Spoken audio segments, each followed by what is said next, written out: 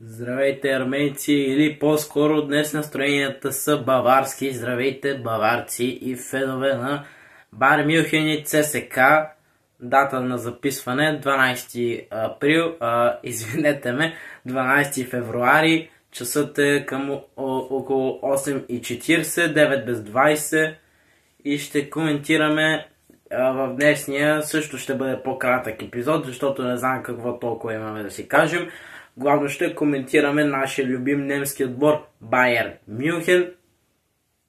Пък може да кажем и по една дума за ЦСКА и аз мисля да направя с това да започнем, защото около ЦСКА не е имало нищо интересно от последното видео. За ЦСКА единствено мога да кажа, че още няма спортен директор и още нищо не се знае. И това със сигурност не е добре. Вече четвърти ден чакаме.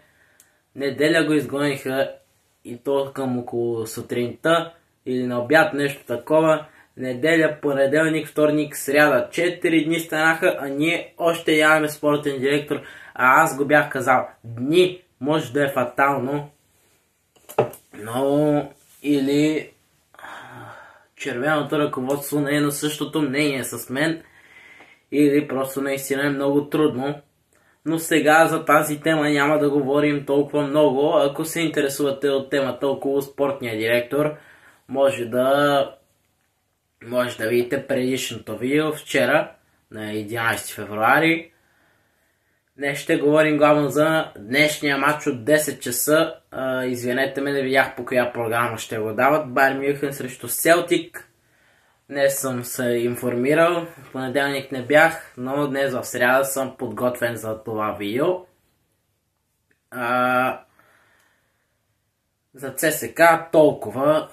Мога да ви кажа, че когато дойде новия спортен директор, сигурно ще има видео и ще коментираме, защото това е важна тема за мен и за всички вас ЦСКАри, надявам се. Но за сега такова видео не се очертава. Днес ще си коментираме, както вече казах, Байер Мюнхен с Селтик. Матч, който е много важен и матч, който е доста притеснителен за мен. Феновете на Байер ще си кажат: ще ги бием лесно. Те са слаб отбор.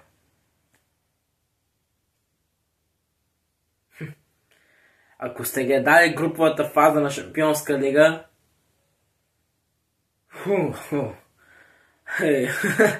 имахме бая недобри резултати и бая равни и загуби от отбори, от които изобщо не сме очаквали нищо подобно.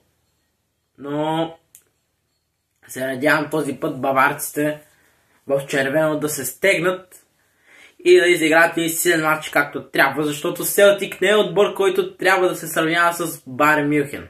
Не трябва.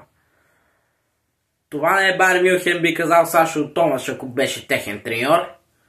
Но за наша радост не е. Макар че бих се радвал да има треньор българин на такъв силен отбор. Но нека не сменяме темата. Както казах, от 10 часа, отново извинете ме, не видях по коя телевизия ще го дават. Днес в Глазгоу Селтик са домакини, Байерн гостуват. Надявам се да се получи един интересен матч с повече от два. Мисля, че е интересен. На Глазгоу винаги стават интересни матчове и казвам, че и двата отбора ще вкарат поне един гол според мен. И мисля, че Байерн ще бият, но имам някакво такова притеснение. Имам някакво притеснение отвътре. Същото притеснение го усещах и ден преди матча ЦСКА Славия, колкото и да казвах пред всички, че съм сигурен, че ЦСКА ще бие Славия. Това мое притеснение тогава се оказа вярно, а сега това притеснение ме плаши. Защото ако играем както играхме срещу Астън Вила, нещата няма да са добре. Очевидно отборите от Стария остров доста се противопоставят на немския, не мога да кажа немския шампион, колкото и да не исках, серията от 9-10 нещо такова, 9-8-10 години ми се въртат, поредни шампиони бе прекъсната от другия отбор на име Байерн в Германия, Байерн Леверкузен. Притесняваме отсъствието на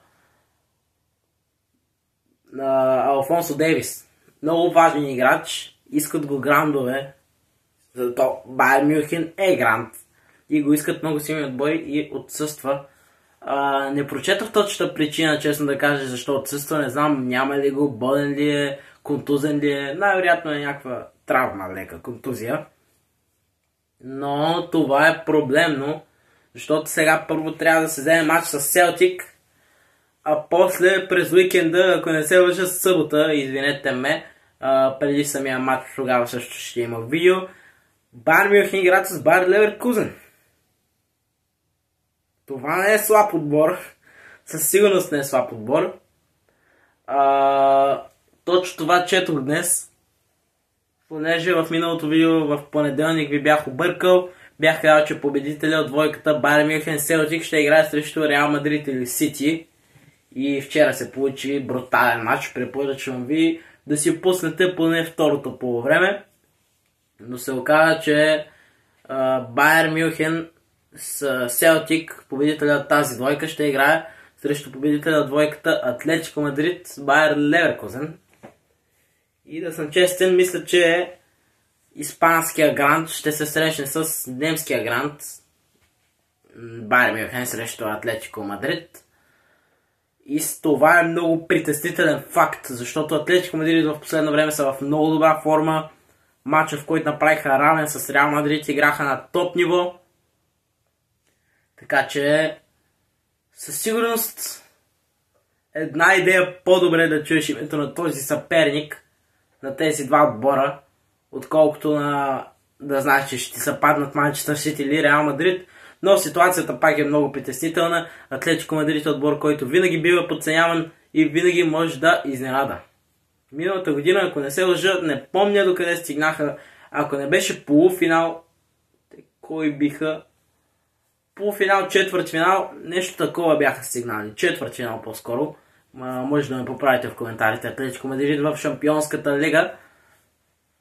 Така че сигурно се са отбор за подценяване. Алфонсо Дейвис липсва на Байерн. Но нека сега не се фокусираме върху бъдещето. Първо изобщо не знам дали ще бие Атлетико или Леверкузен. И изобщо не знам дали Байерн ще успее да бие Селтик, защото това чувство ми е... Мисля, че ще се получи интересен матч. Обаче интересно, не в полза на Байерн, а в полза на домакина от Глазго, Селтик. Мисля, че ще се получи някакъв инфарктен матч и аз да съм честен, имам някакво такова чувство. Мисля, че Селтик ще бие Байерн първия матч, защото те са два матча. Миналото видео в понеделник не бях сигурен, но са били два матча. Първият ще бъде в Глазго, както вече казах, и после ще има реванш в Мюнхен. Мисля, че Селтик ще бият в Глазго. Стадион ще бъде препълнен. Липсва важна фигура и то в защита. Защитата този сезон за Байерн няма какво си кажем. Леко куца, също както и на ЦСК. Добре, че те поне не са толкова зле.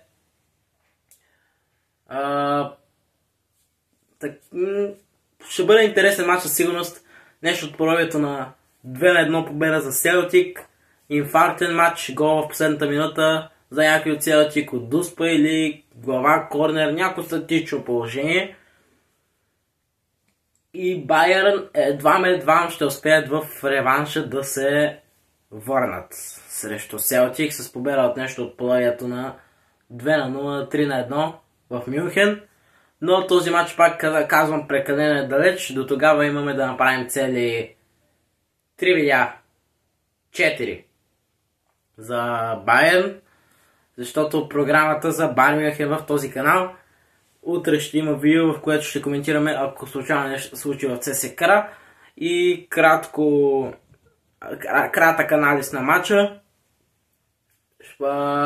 Ще има видео преди матча с Леверкузен, видео след матча с Леверкузен и видео преди матча с Селтик в Мюнхен, който ще бъде другата седмица.